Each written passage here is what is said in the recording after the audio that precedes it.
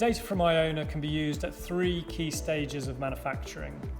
It can be used at the commissioning stage to correct for the differences that occur between the simulation or the offline program and the physical setup of the cell.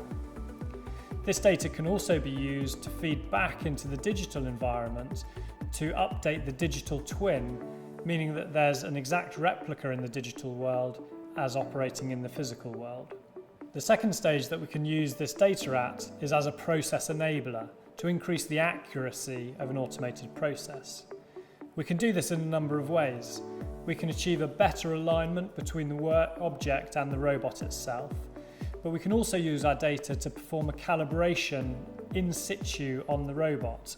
This calibration can be run as a one-off when a cell is first set up, or it can be run each time a process operates. We can also use our data as part of a live feedback loop.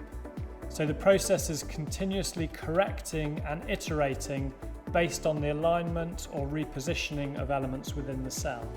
This can improve the dynamic accuracy of any given process. The third stage when we can use our data is as part of a process control approach.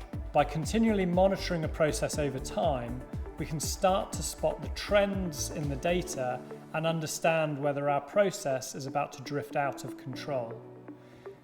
Corrective actions can then be taken to adjust the process before it produces a bad or incorrect part.